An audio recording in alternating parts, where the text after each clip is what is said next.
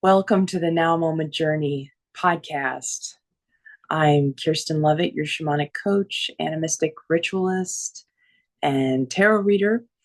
And I guide others in building deep, spirit led relationships with the earth and the natural and unseen worlds.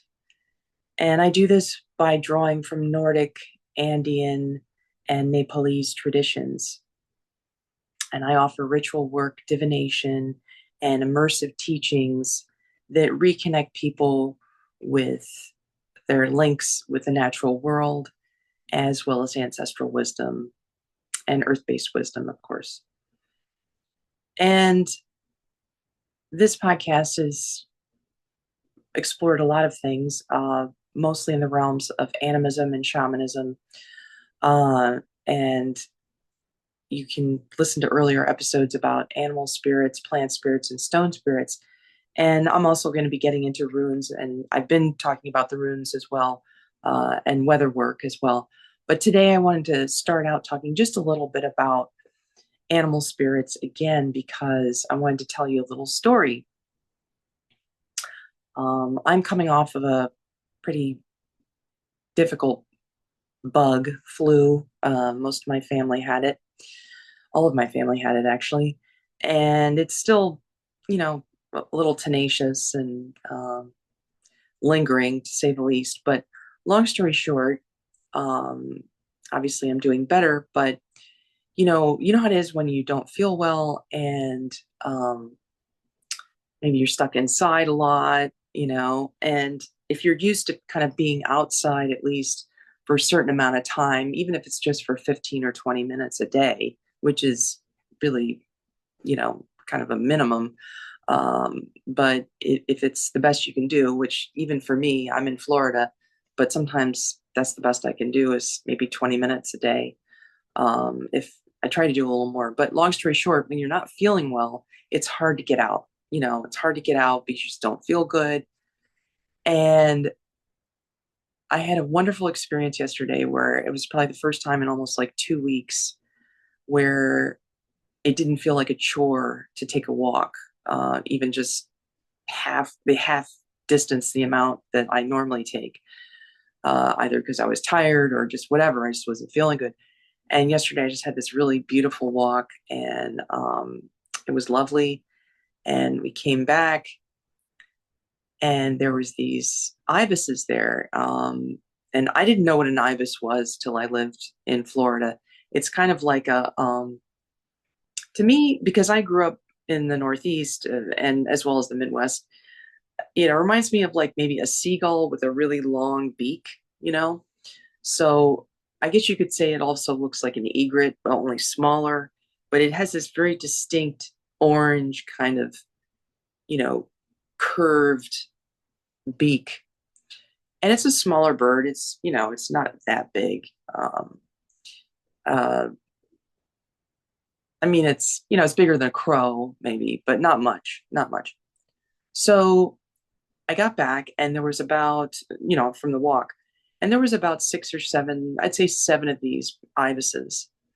And they were all pecking the kind of similar to the background you can see in my little AI background here.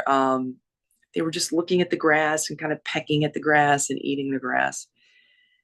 And it was just so relaxing and beautiful. I tried to get a camera shot of it, a video shot of it, which I'll hope to post soon.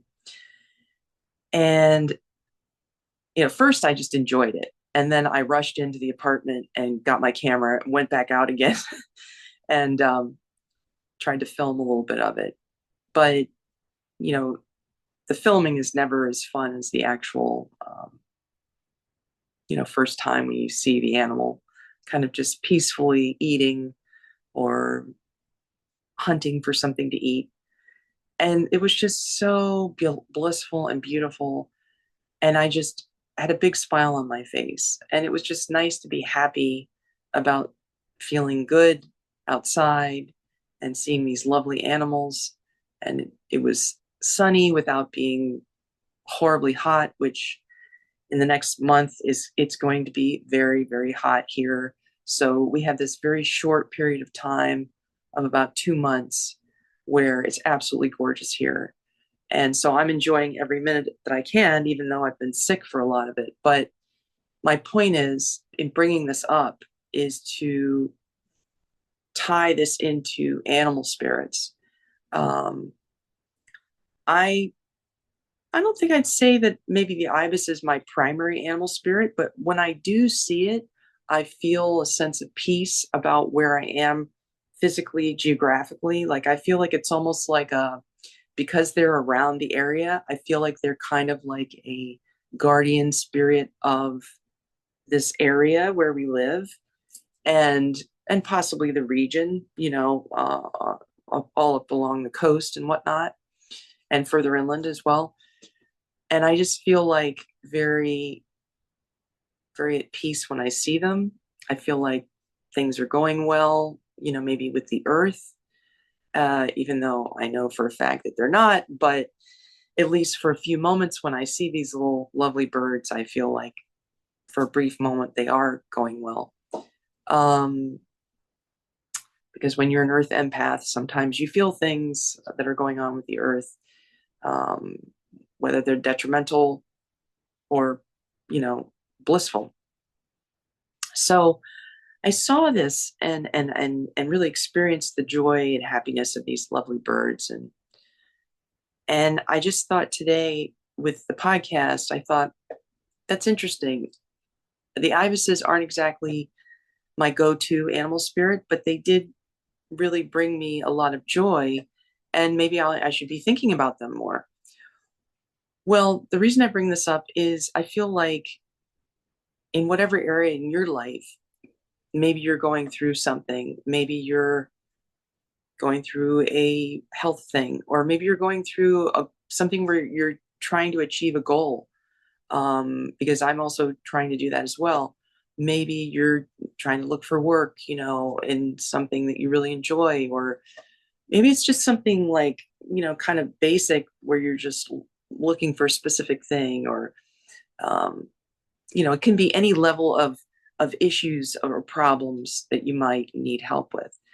Well, I feel like the most primal way to connect with anything like that is something that all of us humans, I don't care where you're from, I don't care what country your ancestors are from or countries, there has always been an animal spirit and involved in relating to the earth and in relating to their own lives. So I say to you, if, for example, let's pretend you're having to decide something important in your life. Let's say it's about a job or something like that. Let's just make it kind of, not too emotional. I don't want to make it about health or anything like that. Let's say it's about a job. You have 2 or 3 jobs opportunities and you're not sure which one to choose. Maybe developing a relationship, it's a spirit relationship with an animal spirit. Once you develop this relationship, you could have experiences where in practicing, whether it's maybe you'll end up shamanic journeying and be able to decipher and glean some kind of information from the shamanic journey about the job situation that you're trying to decide about. That's a possibility. Obviously, there's other times where I think more people are familiar with the ways of having an animal spirit kind of join in with the practitioner and heal the person, as like a real physical healing where you actually physically feel better. That's more of a health thing. But it's not limited to that. There's other things. Sometimes it's a protection thing. Maybe you're concerned about going to a certain place and you would like some extra protection. You can call on your animal spirit for that. So I don't want to exclusively make this like it's just about animals, because I do feel like plant spirits and stone spirits also are very involved in this personal relationship that each of us has with, let's just call it the earth. But it's going back so many thousands of years, something that we know that our ancestors did anywhere in the world. So one of the things that I like to tell people is to try out my quiz at different times of the year. So I have an animal, are you an animal, plant, or stone spirit archetype quiz that basically is only like 7 questions. And it basically just asks you, different situational hypotheses. If you were to choose this over this, which would you prefer? That sort of thing. And some of it relates to like real life things like your pets or your house plants. But in essence, what it's really doing is saying in the spirit realm, we have physical animals that we may or may not have in our house or in our neighborhood. And we also have physical plants that may or may not be, in our house or neighborhood.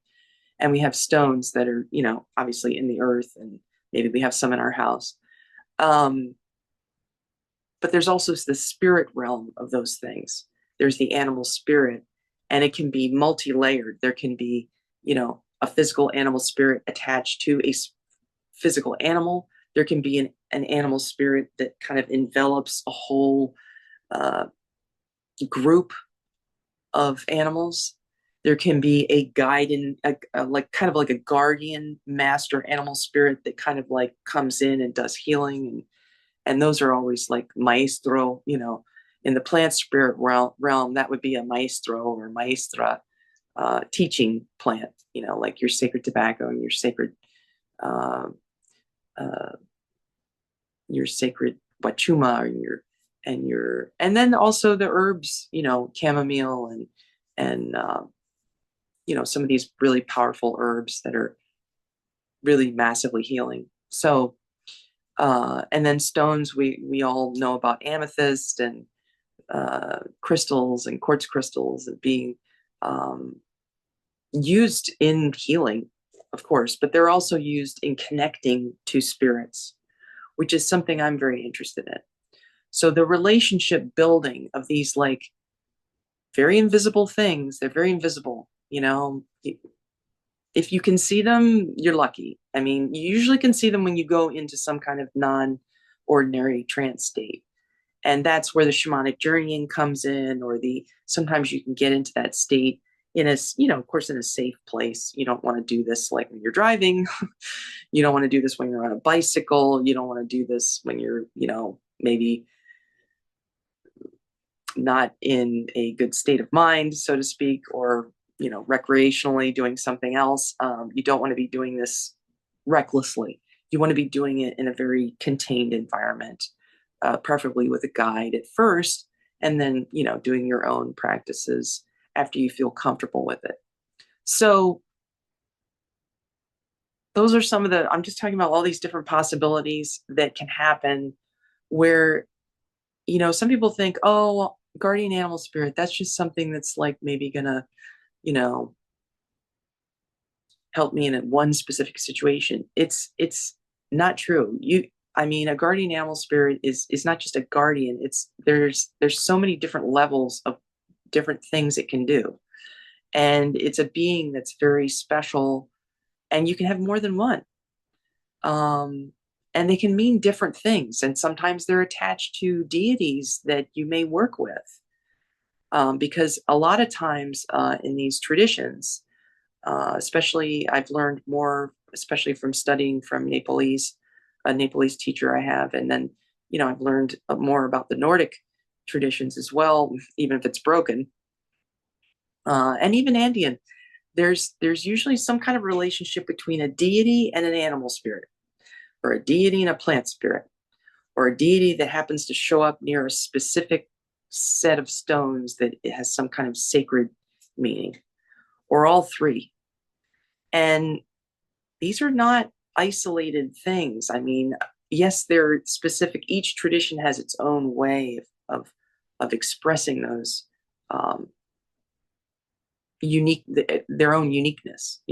A Nepalese tradition is going to be completely different from an Andean or a Nordic. But what they all have in common is they all deal with the plants, they all deal with the stones, and they all deal with the animal spirits. And you know, it's just you have to kind of admit there's an interesting parallel there. And so this is why I really want to invite you to take the quiz and see how you feel. You know, if you've already taken the quiz, try and look at it again, you know, because I noticed I retook it the other day. I hadn't taken it in about, I don't know, 6 months or something like that. And I noticed when I took it again, I was like, okay, this is interesting. I'm identifying more with a certain group that was different than the last time I took it. And it made me wonder, I wonder if we go through kind of a seasonal change. I sometimes wonder if maybe in the springtime, we would identify more with a certain group of, I don't want to put any ideas in your head, but, you know, you might identify more with one group of, you know, spirits. And then maybe in the wintertime, you'd be identifying more with another group. It's just a possibility. So it's not a static thing where it's going to be like, you know, the same thing every time. It's very fluid, much like a lot of things in life. So yeah, I'd like for you to check out the quiz. And if you sign up for the quiz through this link, it's totally free. And you will also get a free shamanic journey to meet your animal spirit, which is very important. And again, I like to always stress this. Don't do this while you're driving, please. It's really important, seriously. And you also get a welcome video. So that's all part of a free preview that I have for this class that I have called Getting to Know Your Animal, Plant, and Stone Spirit Families. So, you know, just check it out. Or you can always DM me at Instagram. I'll also include a link to my email newsletter if you'd like to sign up for that. And I'm also going to be a little announcement. It's April 2025. And so if you're listening to this in the future, you know, bear this in mind. But right now, I'm developing some new offerings that I'm really excited to tell you guys about. And it has to do with Freya and the Nordic deity. And it's a divination reading. And I'll be telling you more about that, I hope, in the next podcast episode. I probably am going to be doing a course about the runes as well. So those of you who are very interested in that, if you didn't know already, or you know, if I haven't mentioned it recently, we do have a free Nordic Animism discussion group. It's now over at Discord, and we meet once a month. And if you'd like to go through the Nordic calendar, that's the place to do it. So I'll leave the link for that if you'd like to join there. Of course, you need to be someone who, you know, we obviously do not subscribe to any fascism. We try to have an open mind about things, but, you know, we do want to be equal in terms of representation. But we do not subscribe to Odinism or folkish things or any of those things. But we do talk about the deities, and Odin is one of them.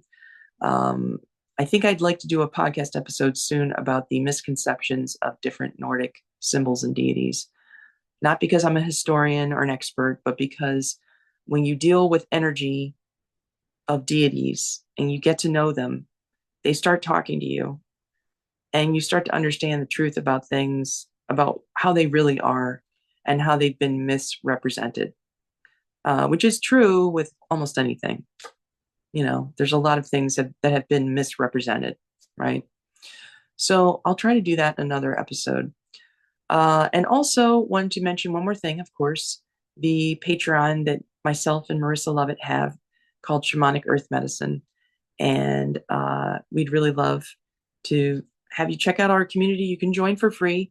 But one of the benefits you have as a paid patron is you do get to participate in monthly rituals and ceremonies, and there's many opportunities to do shamanic journeying and all sorts of ritual and education in many different areas, similar to what I've been talking about in this podcast. So thank you for listening, and I look forward to seeing you in the next episode.